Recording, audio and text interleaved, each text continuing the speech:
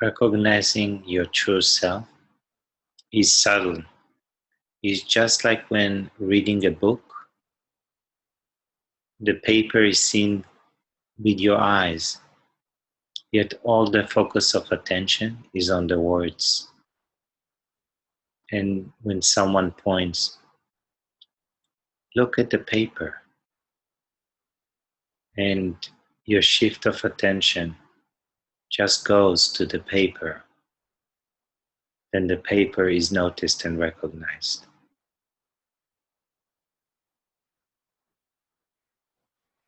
You as awareness, pure,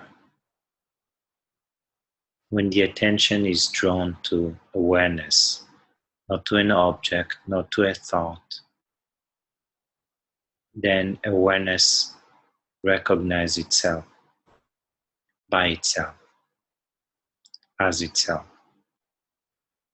Just a subtle recognition, knowing.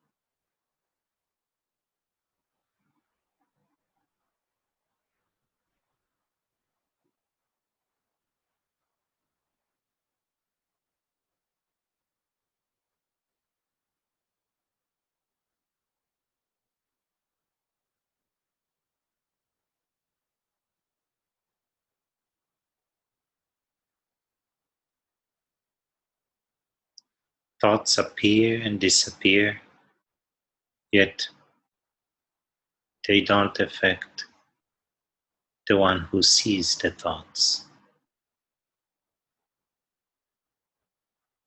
You are the one who sees.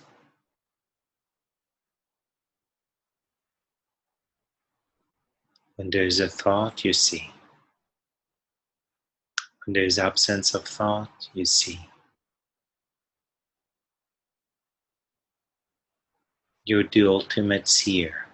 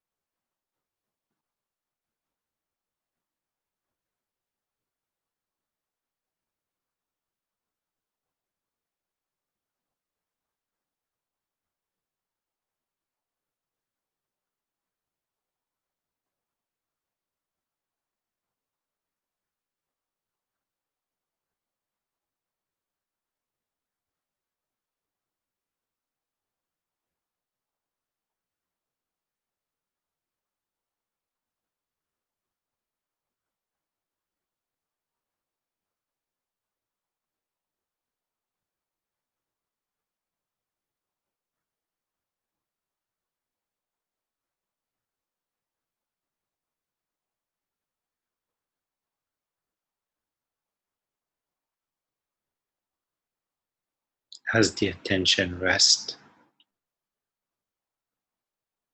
within yourself, there is an enormous presence.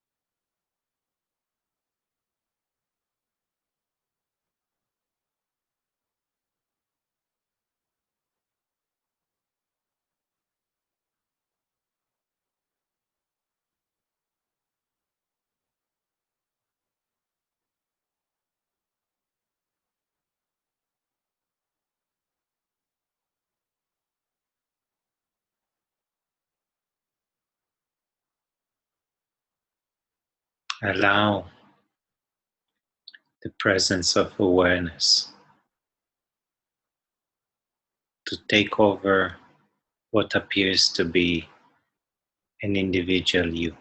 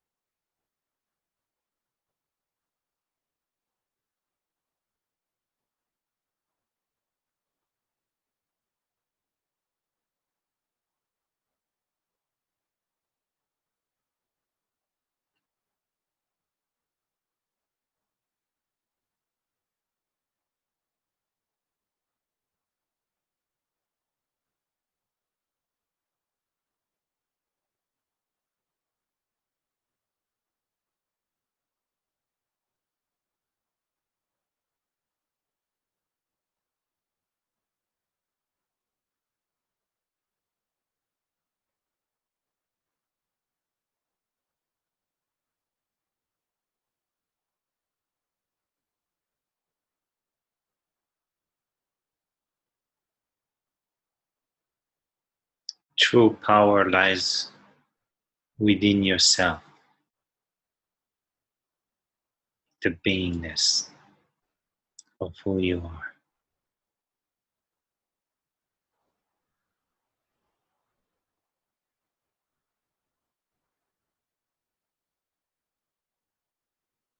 The power of silence.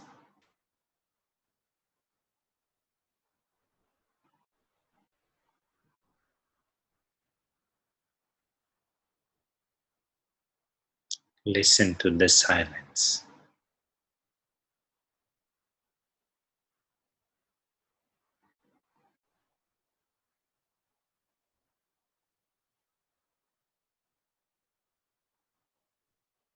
Feel it with all your being.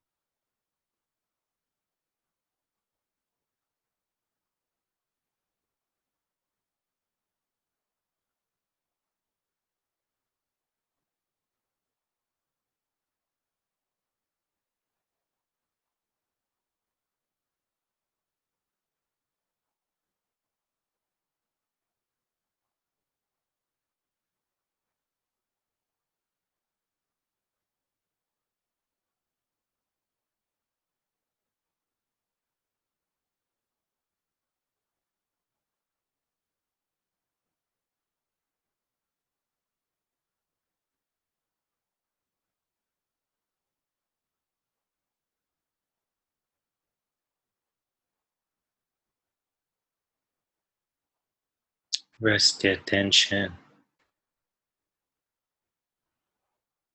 within the the space of awareness.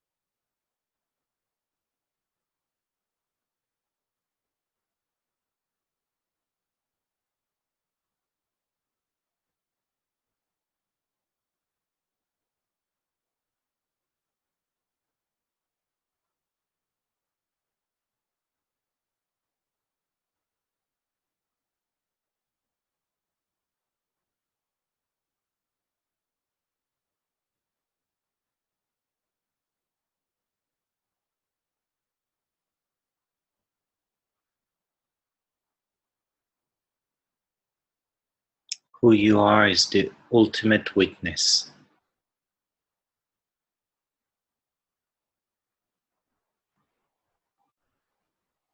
When thoughts appear, witness into the witness. Just ignore the thoughts. Look beyond, into the empty space, as boundless awareness.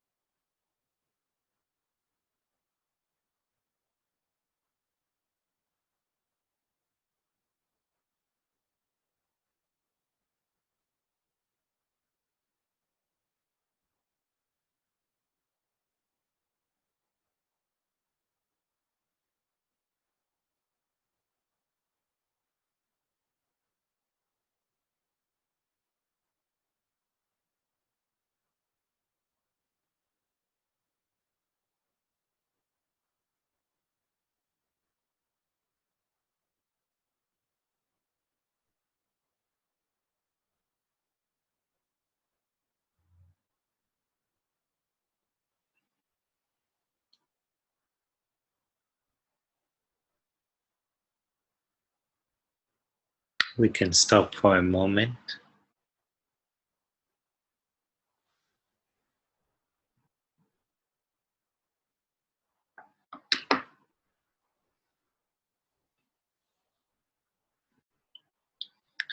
If you have any questions, you're welcome to ask. We'll start with some questions and see if I can point back to yourself.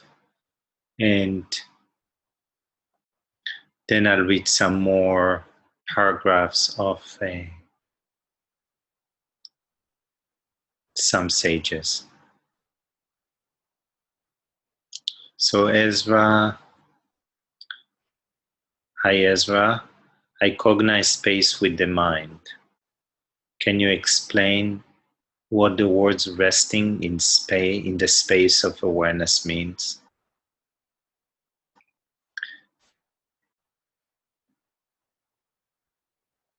When you perceive object, your attention goes to the object. When you perceive a thought, your attention goes to a thought. When there is no object or no thought, the attention withdraws into itself, into yourself. And that's where self recognizes itself by itself.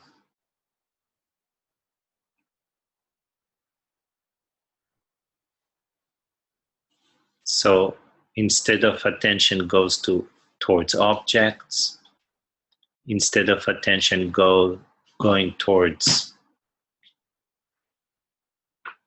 thoughts, the attention withdraws when there is no object nor thought. And when the attention withdraws, it just falling into you, resting within yourself.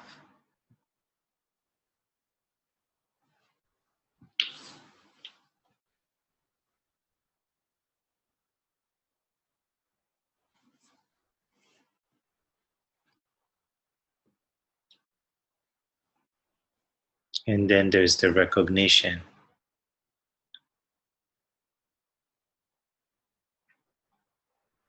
of yourself.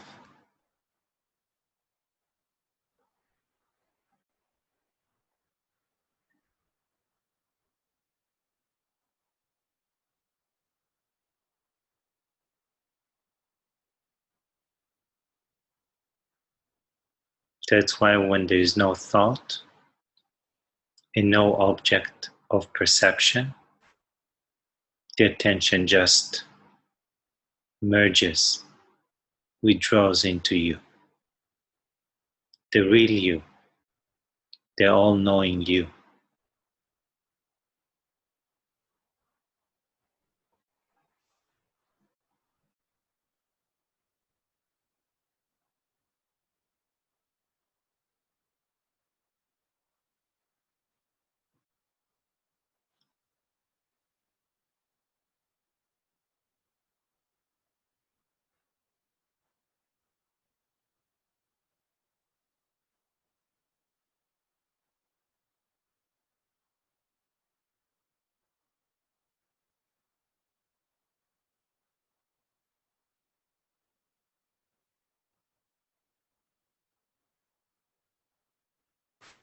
Anybody else?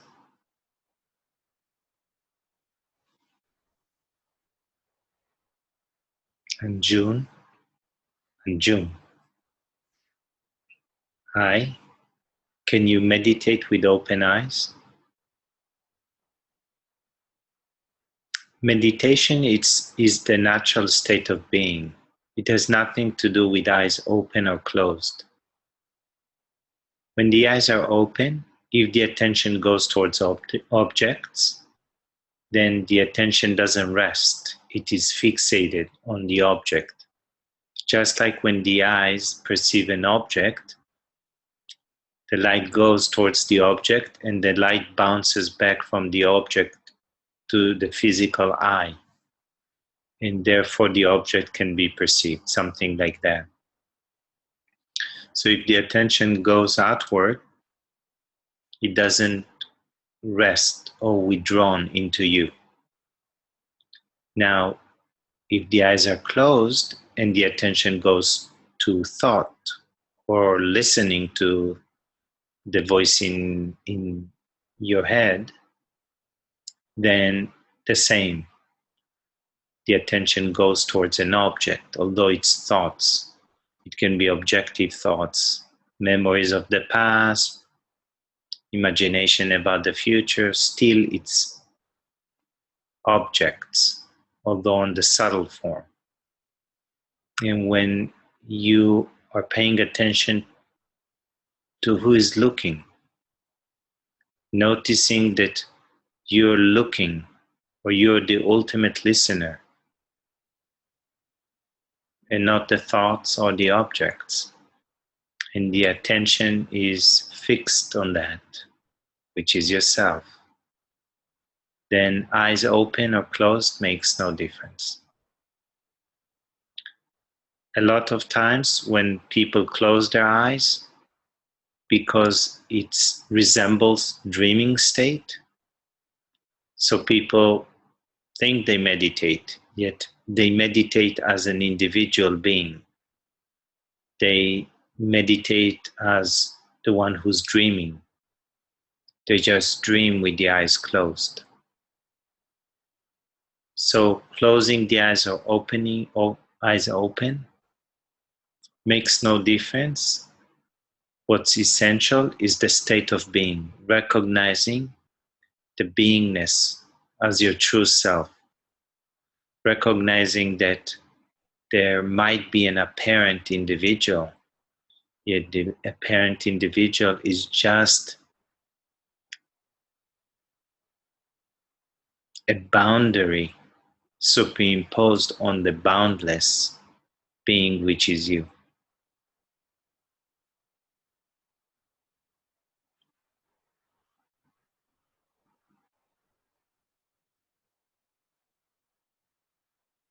Adi, the real me is exactly the same as everybody else.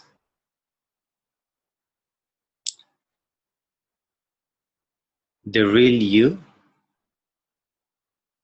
alone exists. There's no everybody else. Everybody else is a division in the mind. So there is, the moment there is me, there is others, you, everyone. Yet, if you recognize the empty space, which is not empty, it is filled with tremendous presence and awareness, vibration, pure. The only experience is yourself without a notion of individual personhood or others, everyone.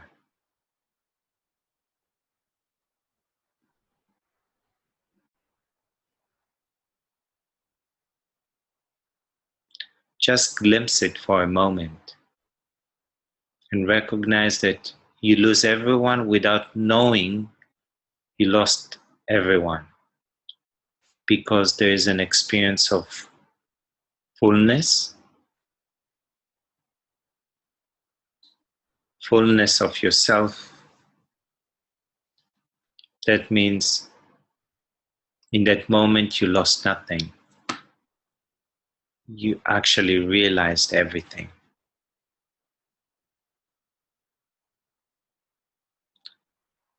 What is being pointed cannot be understood. It can be directly experienced.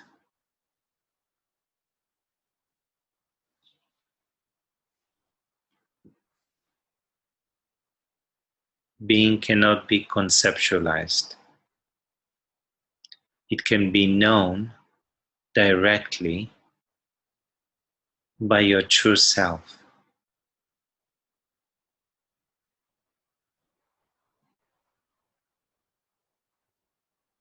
Sense it right now.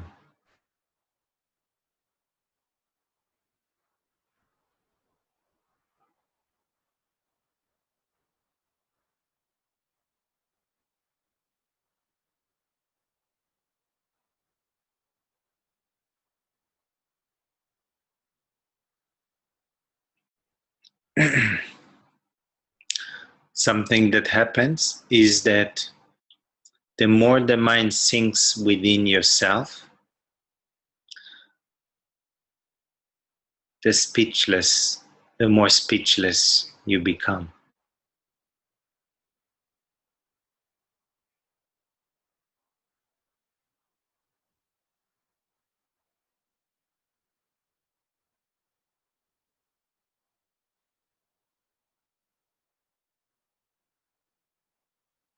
Anybody else? Any questions?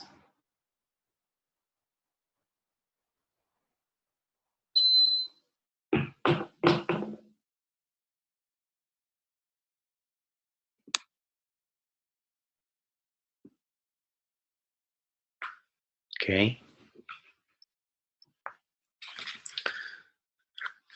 Let me read some phrases. It's by Sri Sadhu Om. The truth is that you yourself are happiness.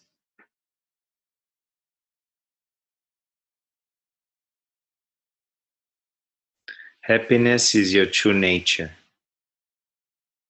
You are not this body form. You are full and perfect bliss itself.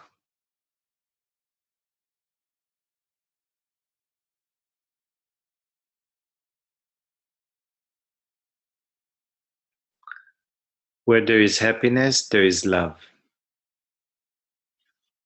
Until perfect happiness is obtained, do not give up your efforts. Know the way to experience always and uninterruptedly that happiness which is you, and which exists and shines within you as your real nature. So let's go over it again.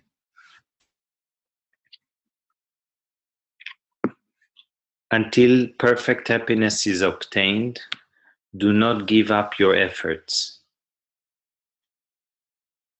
And what it is pointing in terms of effort is withdrawing the attention. Withdrawing the attention from objects of perception, withdrawing the attention from thoughts,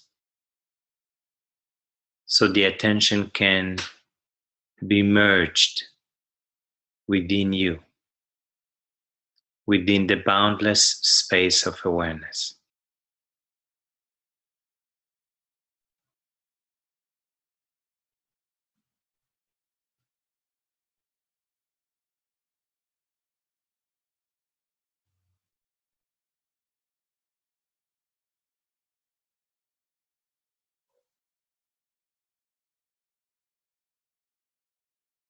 Unless the boundless space of awareness is recognized, the habit is to overlook it and be in forgetfulness of your true self. Self-remembrance is attention is resting within the boundless space of awareness, which is you. And that's where the false identification of being a person, of being a separate self, dissolves.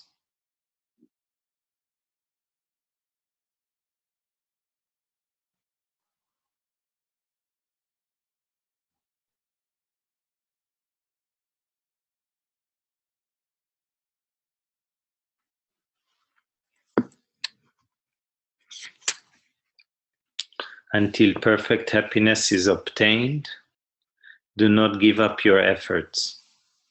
Know the way to experience always and uninterruptedly that happiness which is you and which exists and shines within you as your real nature. The efforts of worldly people lead only to a fleeting semblance of happiness, whereas this effort of an aspirant self-inquiry paves the path to perfect, eternal, and unlimited happiness. Again, he's just comparing between what we define when our attention goes outward to pleasure, then the mind is happy, versus happiness, which is prior to the mind itself. Eternal goodness, eternal peace, eternal bliss, eternal joy that rises from the depth of the beingness of who you are.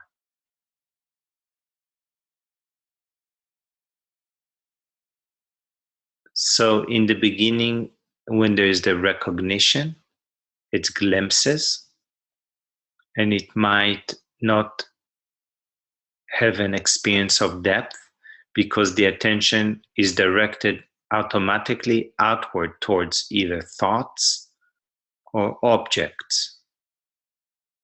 Yet the more it is withdrawn from objects and thoughts into yourself, merging into yourself, abiding starts to happen.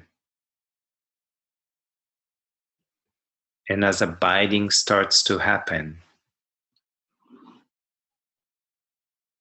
there is infinite depth that reveals itself to itself by itself. There's no doing, it just happens spontaneously, effortlessly.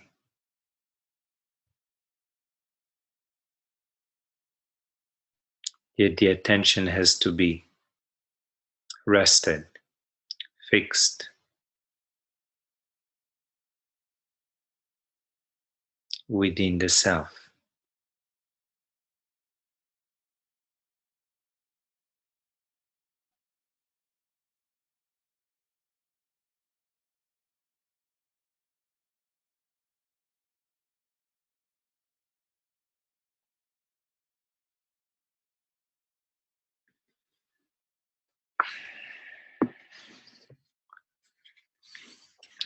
The efforts of worldly people lead only to a fleeting semblance of happiness, whereas this effort of an aspirant, self-inquiry, paves the path to perfect, eternal, and unlimited happiness. And self-inquiry is basically the attention is rested within your true self, within boundless space of awareness. So self-inquiry is not an active mind. It's not even questioning.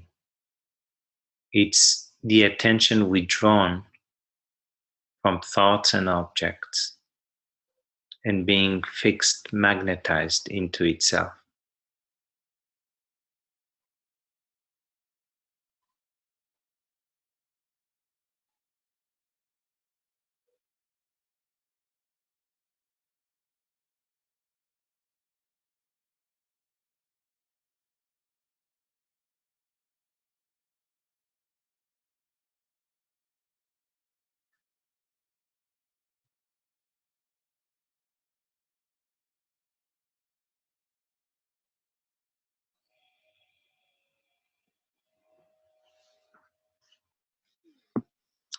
The experience of self-knowledge is the very pinnacle of happiness.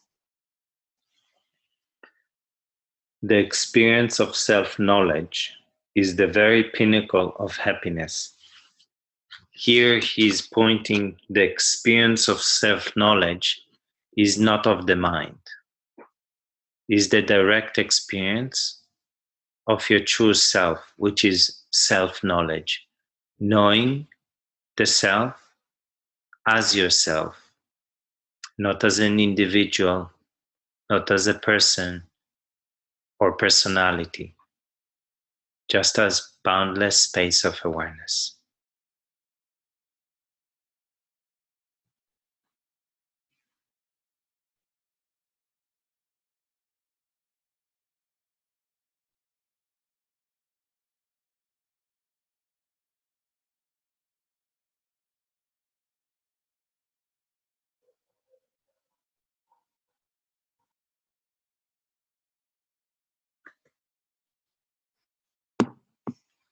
The experience of self-knowledge is the very pinnacle of happiness.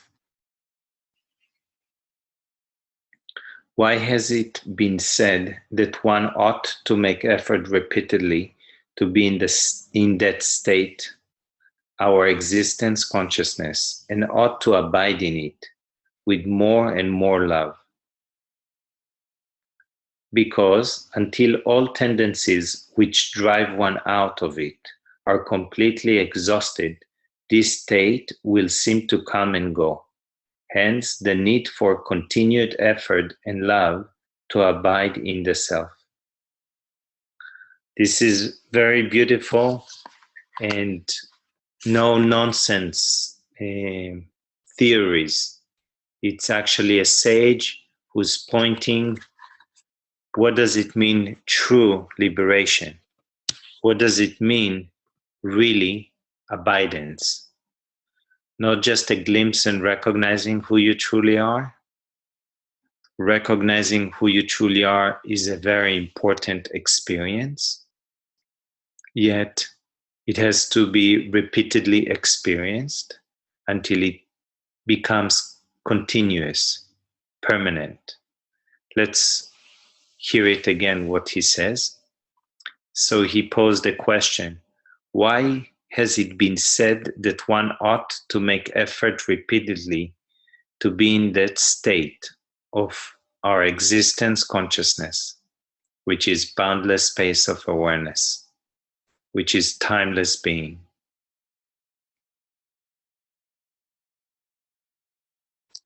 And ought to abide in it with more and more love.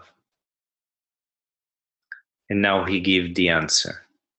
Because until all the tendencies which drive one out of it are completely exhausted, this state will seem to come and go. Hence, the need for continued effort and love to abide in the self. So basically, the obstacles are the vasanas, habits. Habits, and these are the tendencies which drive one out, which means drive the attention towards thoughts, drive to attention towards objects, and until they are completely exhausted, this state will seem to come and go. There would be a notion of, oh, I gained that state of beingness. Oh, I've lost that state of beingness. That fluctuation has to be eliminated. That your direct experience is constantly of yourself. That means there's only yourself and nothing else.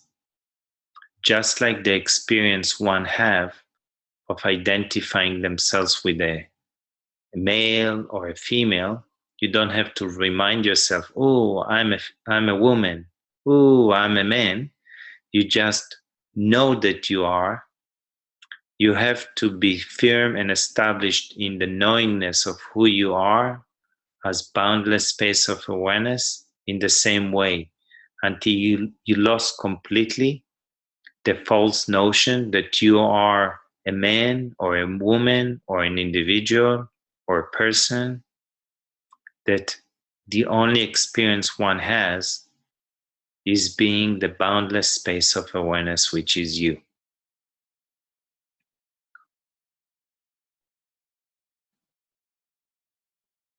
So here he's pointing at dissolving, melting, melting the separate self into the boundless space of awareness, which is yourself.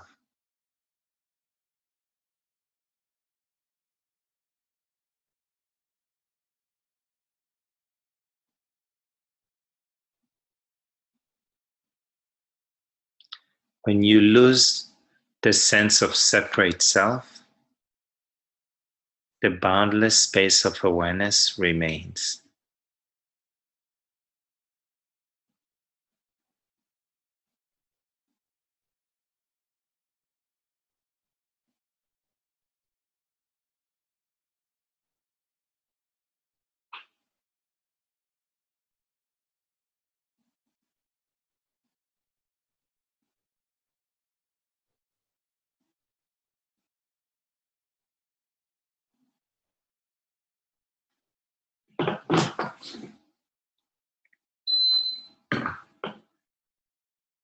Any questions?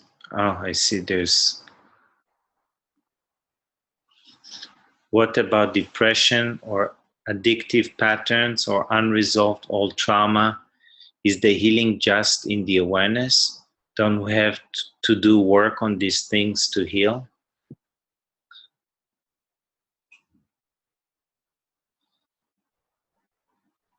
There is no one answer to this. It depends on the personality. It depends on the maturity of the mind. Depression is when the mind is more tamasic, more heavy, so there's not so much ability to discriminate and recognize who you are. If there is a recognition of who you are and the attention rests within yourself, depression is gone. If there is no ability, then one can work on this and basically just allow the dense energy that pulls one's attention to be released and be freed. So the attention can be freed, basically.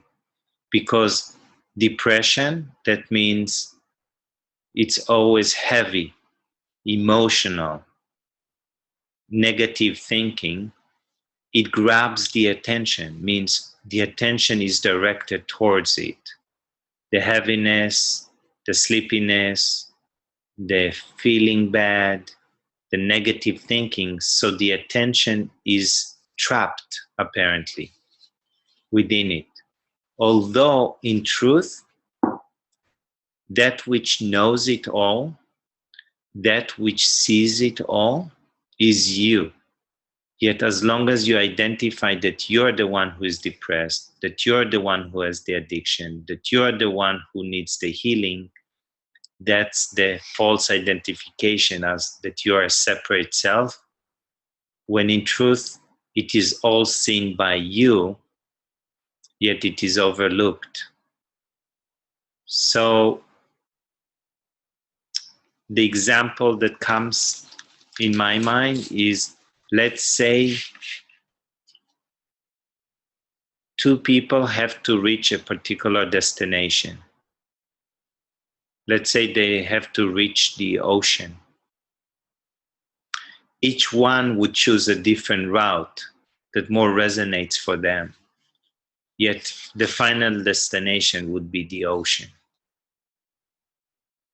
So most importantly is choose what is fit for your mind, and all the rest will reveal along the way. It's not as direct path, yet sometimes the direct path can be too long, and the long path can be the shorter one. So there is no right and wrong. One has to choose what fits for them.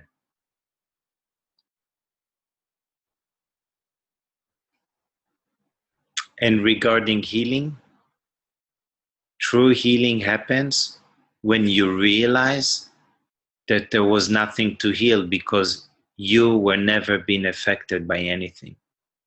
That you are this changeless, boundless awareness, which is pure and ever free, eternally good.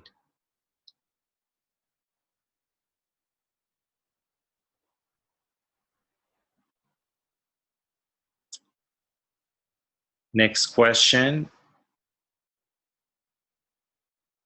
When awareness falls back to itself, how could we describe the movement of awareness? Is it expansion? Is it concentration? Neither of the two, or both? I kind of feel that both perspectives have their validity, but in a way, both seem to be wrong. Awareness doesn't come and fall back to itself, because awareness is motionless. It's omnipresent. It's like the paper upon the words are written, which the words are written upon. The paper doesn't return to itself. It's when the shift of perspective or the shift happens, that instead of attention focused on thoughts, which are the words on the paper, the attention suddenly is focused on the paper. yet in this example is focused on itself or merges into itself because it's not an object. From the mind perspective, attention is used to go to thoughts and objects, mostly to objects. And when there is no thought, attention just collapses into yourself. And yourself is awareness. Awareness is everywhere. It's like the space doesn't return to itself. It just here, always. The paper which the words are written upon is always there. Just notice the empty space instead of thoughts and start to fix the attention on that empty space.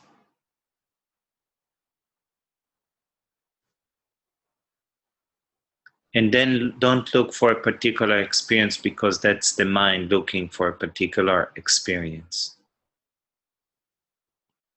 How could we describe the movement of awareness? Awareness is not moving, so we cannot describe it. Any movement is described by the mind because the mind can talk on behalf of another thought that was seen by you, and the mind can talk on behalf of the body, and the mind can talk on behalf of the universe. If there's rain, it says it's a rainy day. If the body is perceived, then it can talk on behalf of the body, and it can talk about behalf of the mind. It says, oh, I remembered something when a thought appeared. And the mind can talk on behalf of awareness, yet awareness is just aware. It never talks mentally or verbally because its speech is eternal silence, overflowing silence, ever-present silence.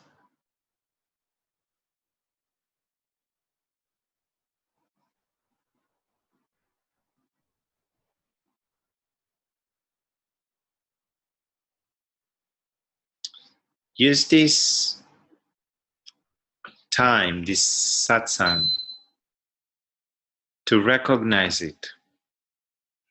Like, tune into the vibration that you sense. Right on the frequency that is emitting right now.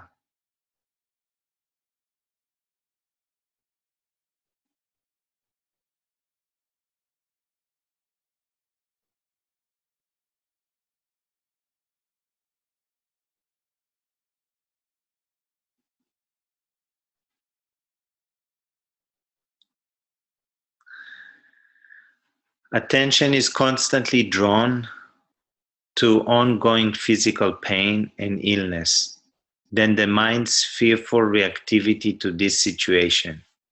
In addition, there is a judgment of having failed to abide as stillness. There's often a sense of overwhelm and emotion. Okay, thank you. Attention is constantly drawn to ongoing physical pain and illness.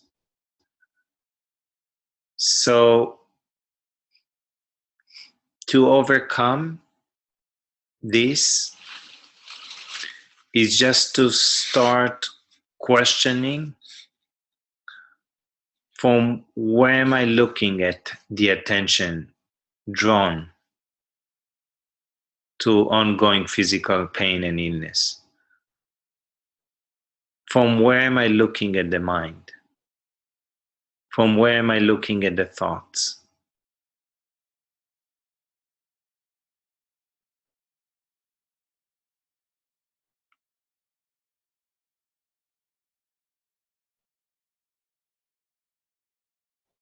That's one way.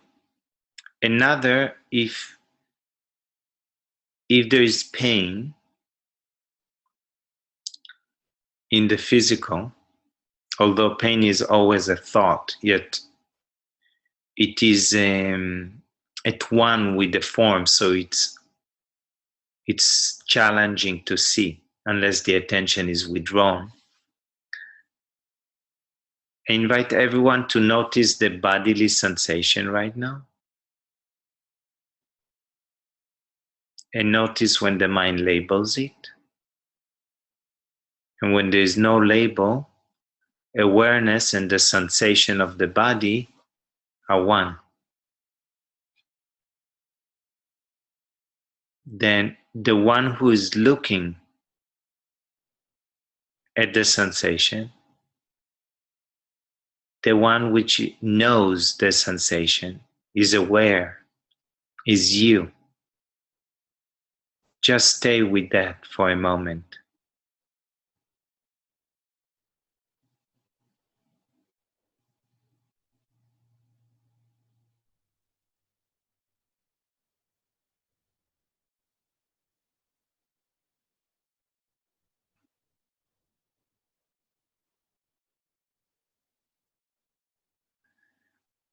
Notice how any movement is seen in the presence of awareness. And it is seen by you, not anybody else. That's a proof that you are that awareness that witness any movement of attention, any movement of thought, any sensation that is perceived.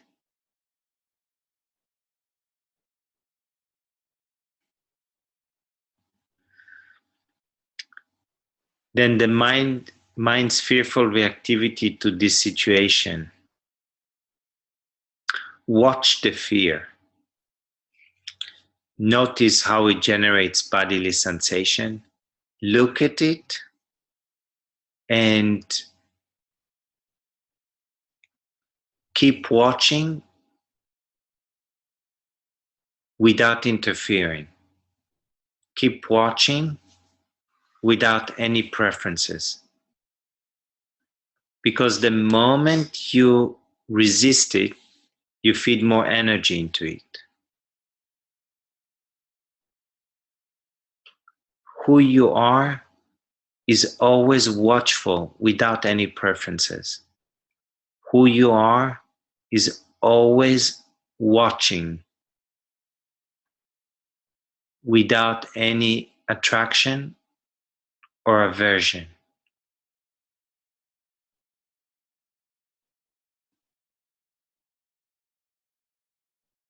All that can happen is that you would see that the mind is reacting to itself. And as it is seen reacting to itself and it keep being seen, it loses its power because it is seen in the light of awareness. So don't try to change anything.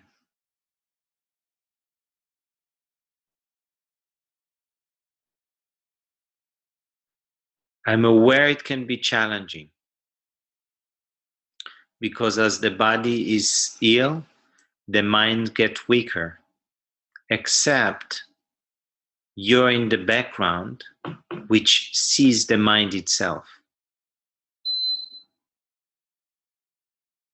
You're not the mind, because that which sees the fear is you. That which is aware of the pain is you. That which is aware when there is neither pain, nor fear, nor thought is you. Just to start to recognize who is you? Who am I in all this?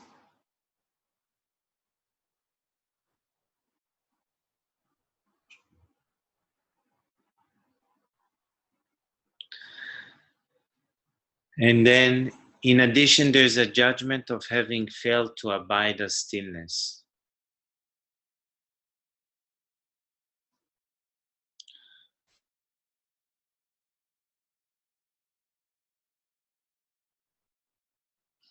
Treat the judgment as a wave in the ocean. It's constantly changing. So sometimes judgment arises. It's a habit. It's not you. Sometimes resistance arises. It's a habit. It's not you. Sometimes reaction arises. It's a habit. It's not you. These are waves rising from the ocean, which is you, taking name and a form for a moment and merge into that which is the ocean, which is you, which is nameless and formless. The judgment arises within you. It appears to be you and dissolves back into you, in that boundless open space of awareness. Even when you think that you're not awareness, that a thought appears within awareness, and it is seen by you as awareness. Recognize that simple truth.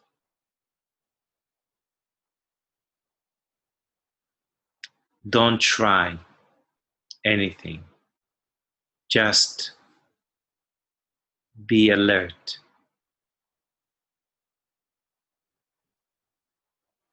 Be watchful.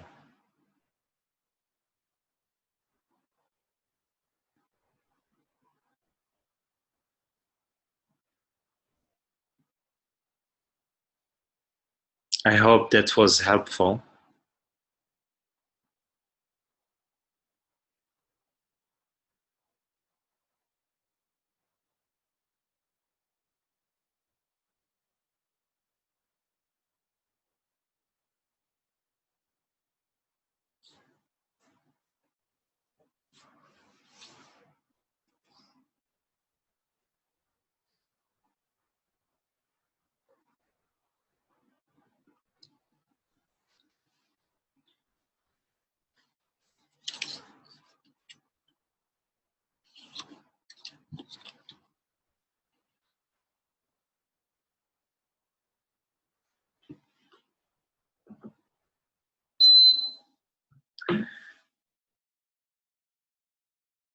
Just know that the path to yourself is pathless. It has no path because there's no way to return to yourself, which is already you. It's like try to make a move back to yourself while sitting. So as you sit right now, try to take action to sit. Yet you're already sitting. So what action is needed for you to sit? This is the same way. What action is needed to be that which is motionless, which is yourself? No action.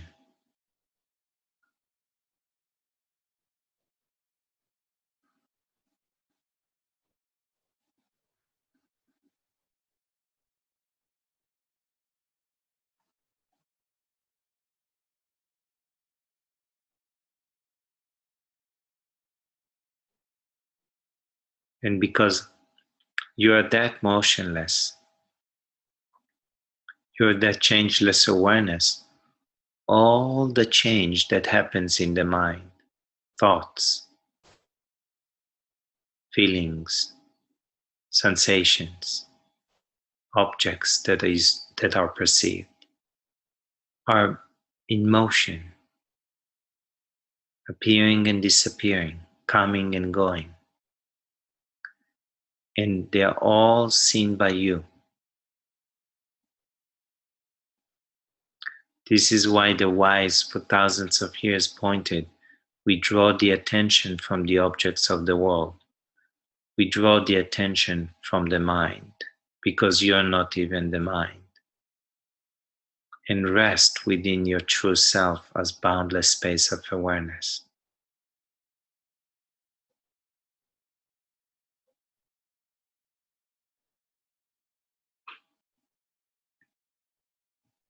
So it's not taking an action, it's taking the attention away from activity, taking the attention away from the movement. So the attention can rest within that which is immovable.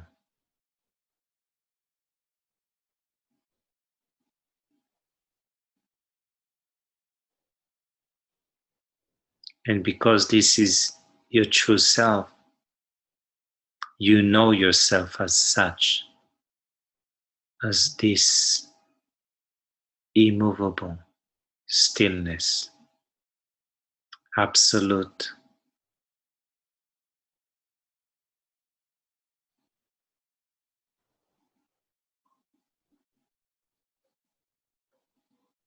silence.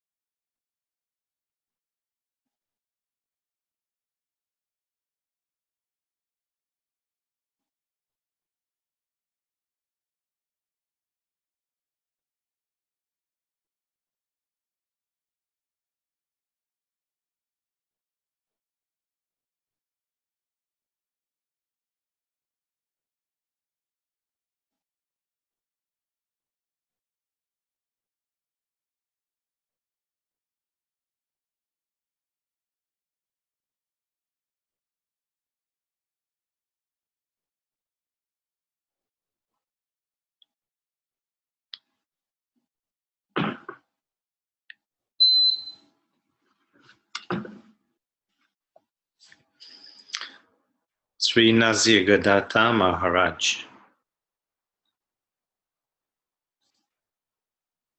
How do we discover the self? We discover it by being earnest, by searching, inquiring, questioning daily and hourly, by giving one's life to this discovery. This is what we read in the beginning, which I actually didn't start the recording, so I forgot because the thought didn't appear. And this is what memory is. Memory is just a thought appearing in the field of awareness. And what we read was the meaning of the quest. That was by Ramana Maharshi. The quest does not mean simply a cultural interest in spirituality, such as one may take in music or philosophy. It means a total dedication. It means making realization the aim and purpose of life. And since eventual realization is by nature the purpose of life, those who undertake the quest are the only ones who have understood life aright and live it purposefully, using it instead of being used by it. And let's hear what Nisargadatta says. How do we discover the self? We discover it by being earnest, by searching, inquiring, questioning daily and hourly, by giving one's life to this discovery. And that's what we read before. And by Sri Sadhu, he was talking about love, which is a form of devotion.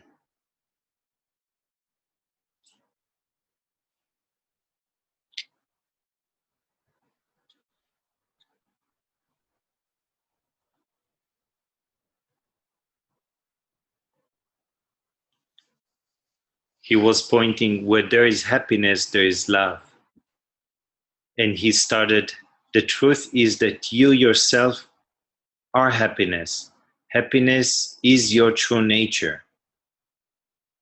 Where there is happiness, there is love.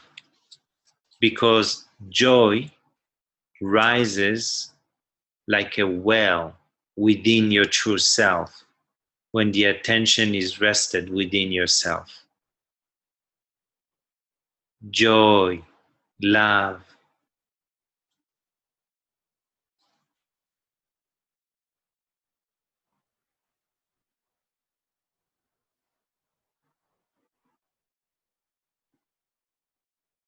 sweetness, kindness, openness.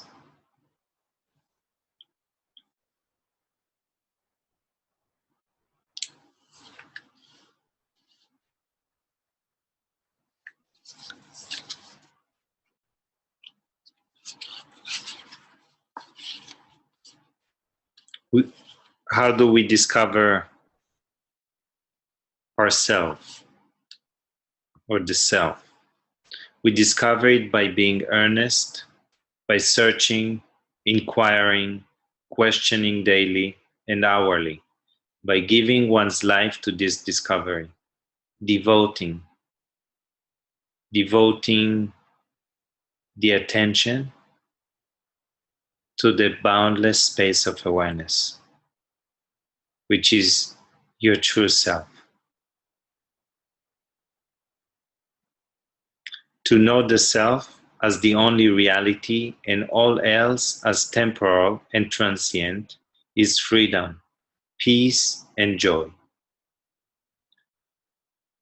To know the self as the only reality and all else as temporal and transient is freedom, peace, and joy. This is pointing on actually a stage of awakening or enlightenment, which can be the fifth stage. The fourth is realizing the self. The fifth is detachment, means being detached from anything that is transient. And this is exactly what he's describing. To know the self as the only reality, that means your attention is fixed on that which is only real. Therefore, there is no attachment to what is unreal, and all else as temporal and transient is freedom, peace, and joy. Because the self, which is you, is always free, is eternal peace, eternal goodness, eternal freedom.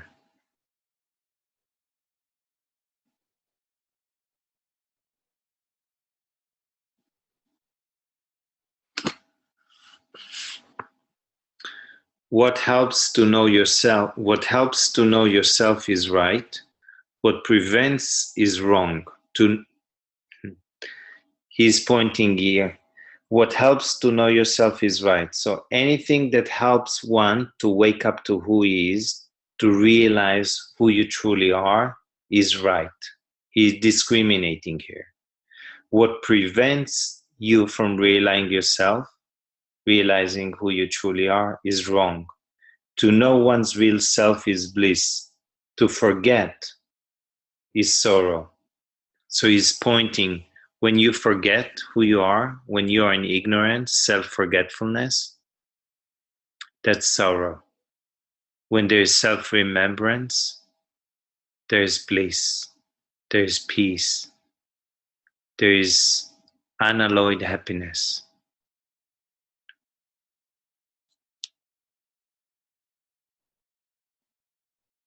Indescribable presence.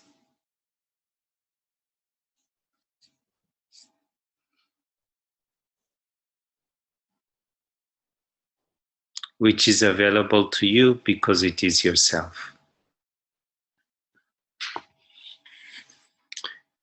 In seeking, you discover that you are neither the body nor mind, and the love of the self in you is for the self in all. In seeking, you discover that you are neither the body nor mind, and the love of the self in you is for the self in all. It just terminology is self in all. It's recognizing the self within you.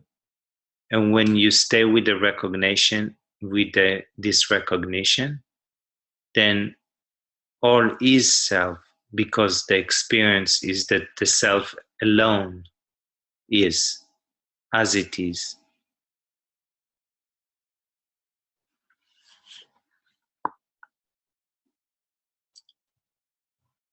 Self in you is for the self in all. The two are one. The consciousness in you and the consciousness in me, apparently two, are really one. Steady faith is stronger than destiny. Destiny is the result of causes, mostly accidental, and is therefore loosely woven. Confidence and good hope will overcome it easily. Here is pointing faith. Faith is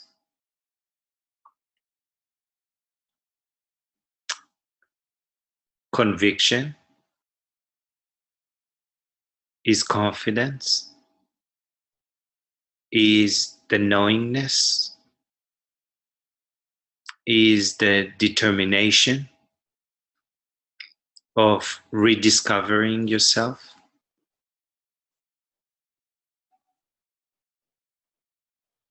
Rediscover what you already know, which out of ignorance was just forgotten temporarily.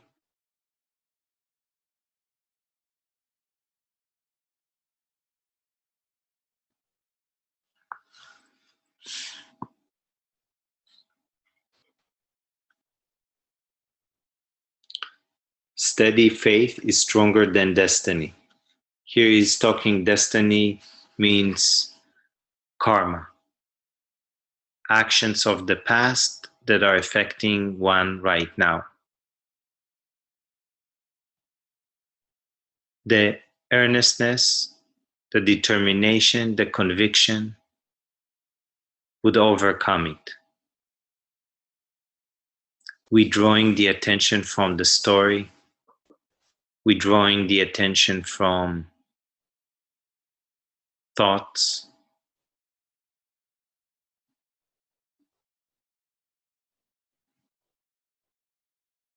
is the most powerful.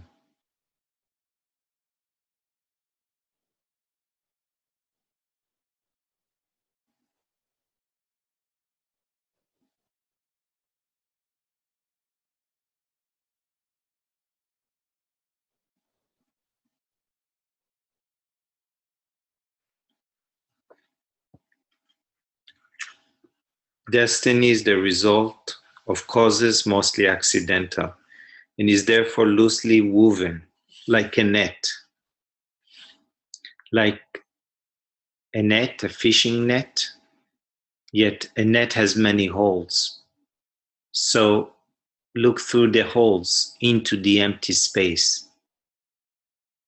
And the one who's looking through the holes is awareness. And when it is looking through a hole, it is looking into itself. Awareness looking into itself as awareness itself.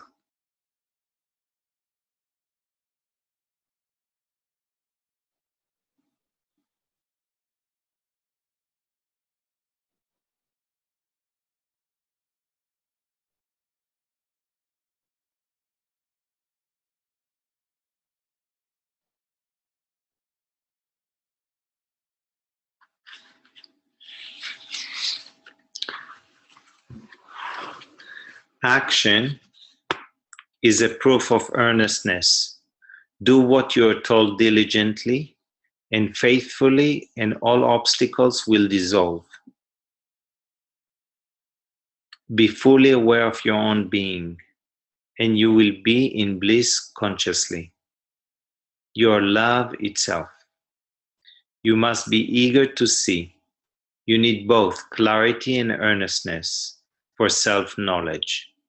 You need maturity of heart and mind, which comes through earnest application in daily life, of whatever little you have understood. So let's open this again. He says, be fully aware of your own being, and you will be in bliss consciously.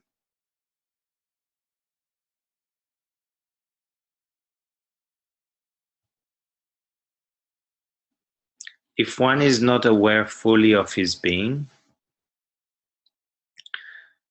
then at least start being aware of what you're not. Anything that comes and goes, you're not. Anything that appears and disappears, you're not. Anything that is moving, you're not. Any thought, you're not. Any belief, you're not. Any emotion, you're not.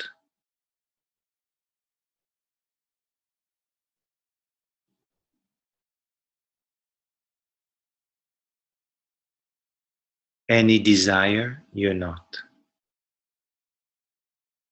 The need to be right, you're not. Any judgment, you're not.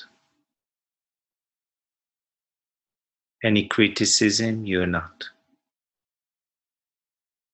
Any preferences, you're not. Any opinion, you're not. Any fear that arises and sets and subsides, you're not.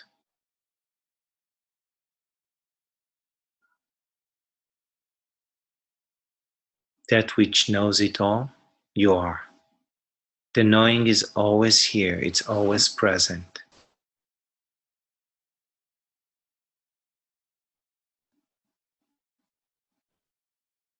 Allow the attention to shift to the knowing of yourself.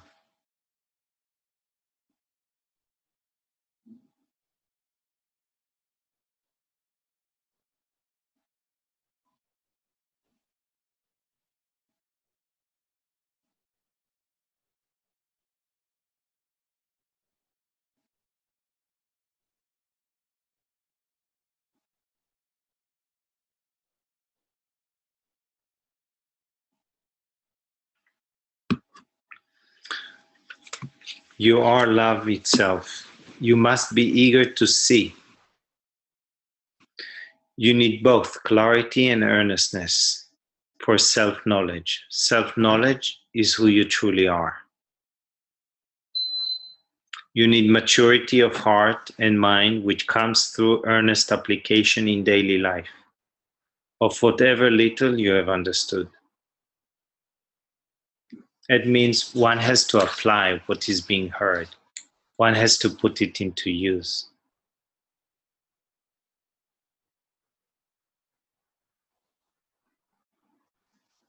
I see there's questions. Let's.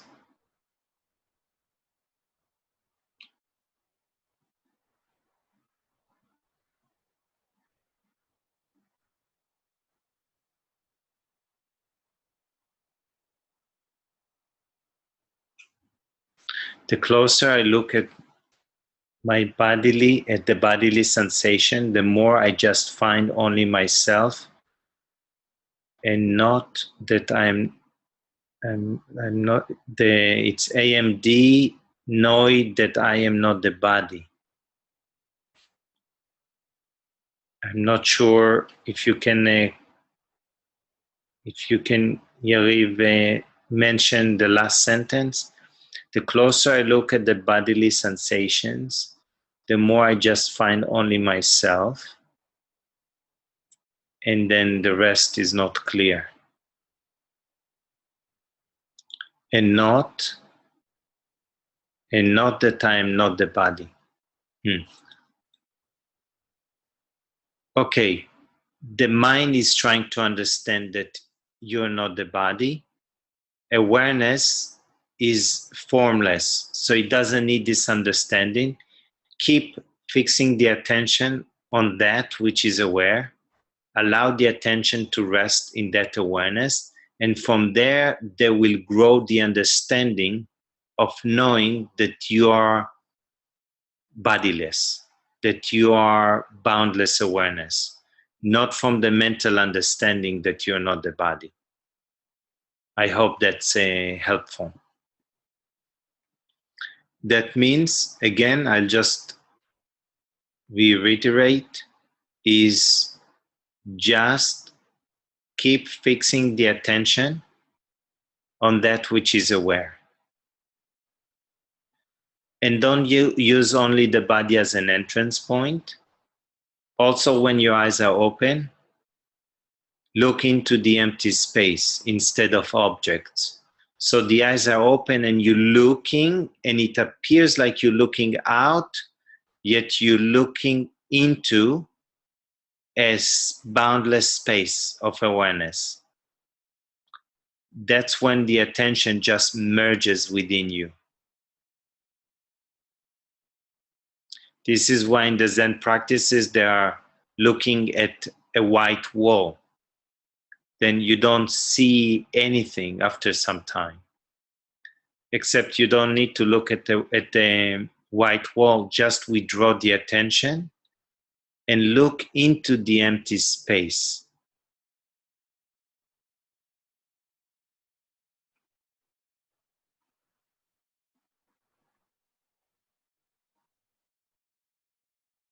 Means don't focus on anything in particular. Don't focus on any object in particular. If it's clear, just give a response that it's clear, that, and if it's not, that's okay. Give a response as well.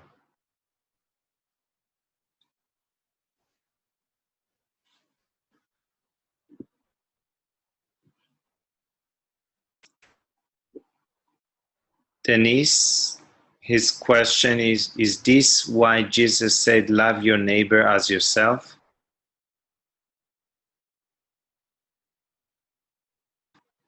Because your neighbor is the same self.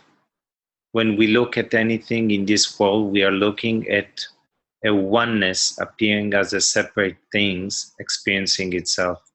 However, if we are to witness something happening to another, which causes one pain, then should we not act to stop this? But this action would be from a place of understand and love, that both persons in this apparent separateness are one with themselves and you yourself.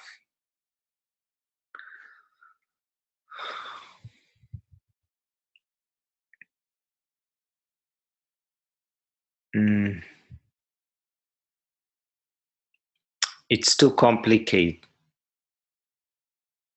to keep it simple, what I see, love your neighbor as yourself, is a form to purify your mind.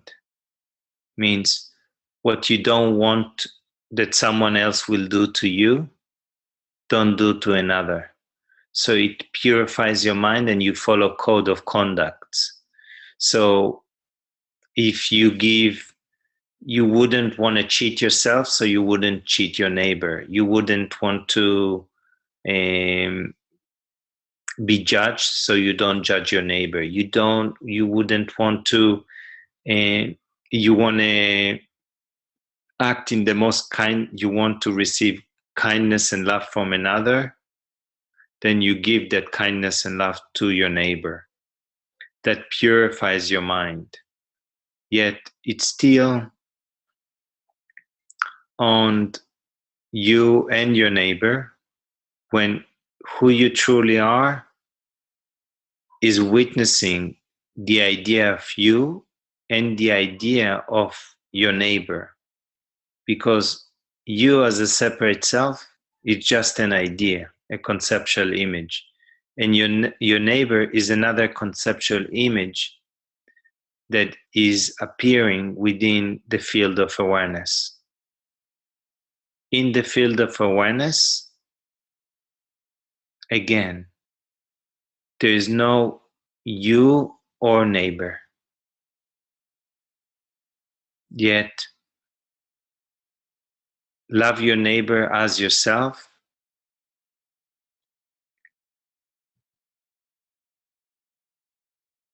purifies your mind. And if we look at this phrase a little bit deeper, love your neighbor as yourself, you have to recognize who is yourself. Are you really giving attention to your true self, or you love your separate self, the egoic mind, which you perceive yourself? And I'm not talking to you, I'm talking to anyone. Because most beings don't recognize themselves as pure, boundless awareness. They recognize themselves as a separate self, as a man, a woman, a caste, a particular religion, color, and profession, and what they do, mother, father, and true love yourself is love is attention, is an overflowing attention.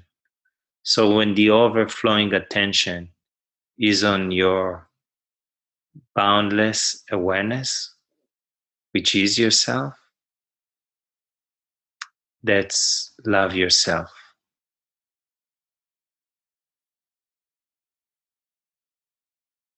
So it has double meanings. Love your neighbor as yourself, then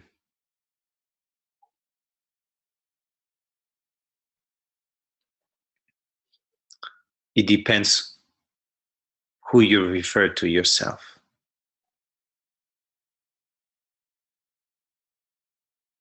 Thank you for the responses, Yariv and Angie.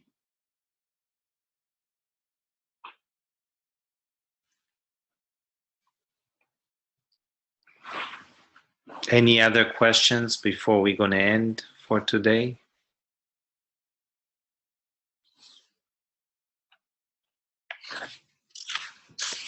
Let me read a little bit more.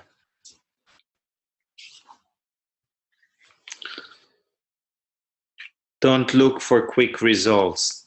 There may be none within your noticing. Don't look for quick results. There may be none within your noticing.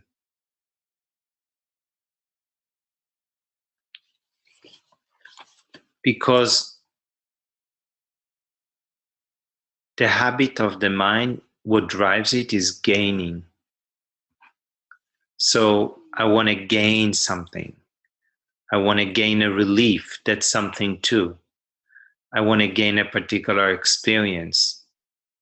And if there is no a particular gaining, the mind says, no, it's not working. Nothing is really happening. So he says, just give it up. Give it up for quick results and just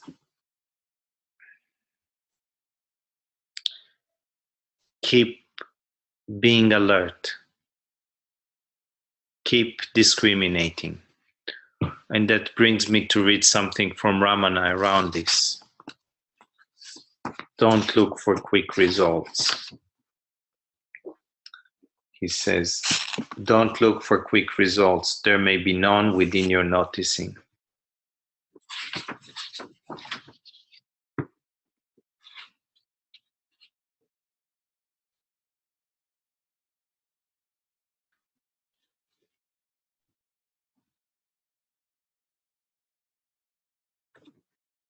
He says,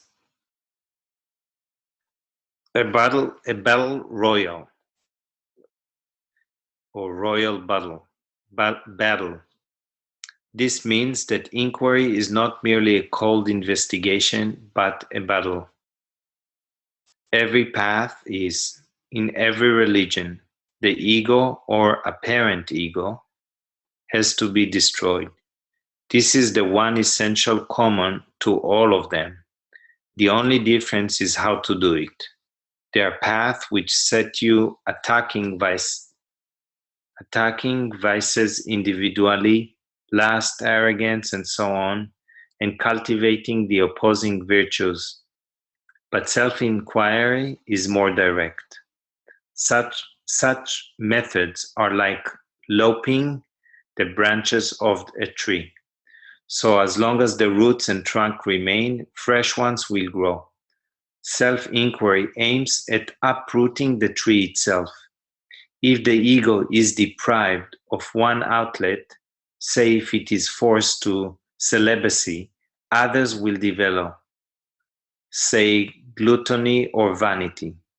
But if the ego itself is dissolved, the vices in which it found expression will collapse like deflated balloons. But it is a constant warfare until the ego really is dissolved. This is what self-inquiry is aiming at. It does not teach one any more theory or doctrine. It is quite possible before you start simply that being is and you are that.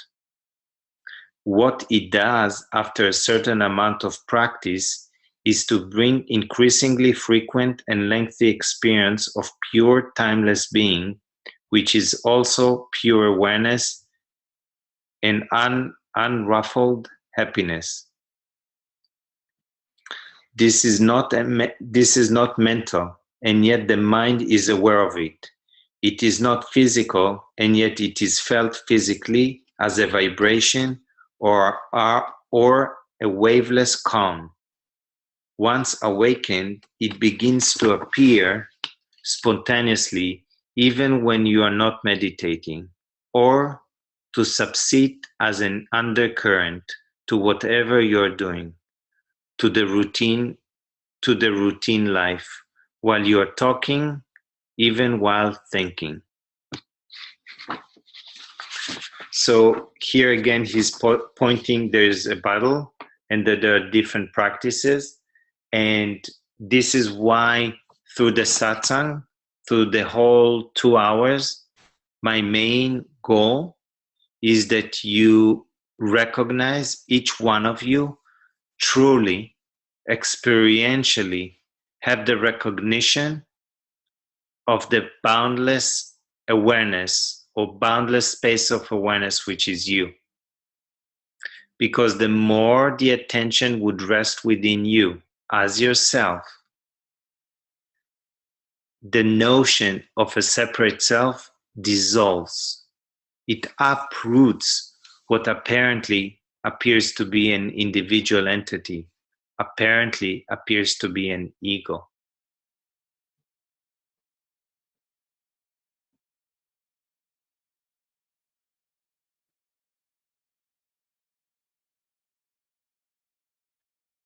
And the only one that would know if there's a progress is the mind. Yet again, that which witnesses the mind is you. So for that which witnessed the mind has no progress because it never moves.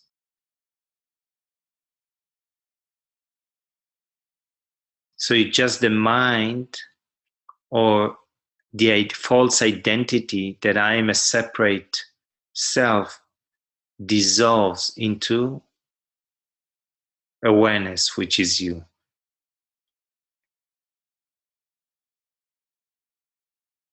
So there is no really progress. There is just returning. The mind is returning to yourself.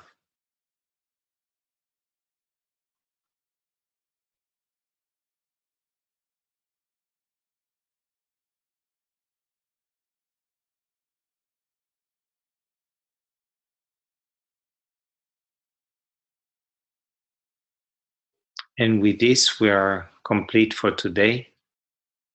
I wish everyone great success, countless blessings on your way. And just remember that you're just one thought away from yourself. So shift the attention from the thought and remain awareness, which is your true self.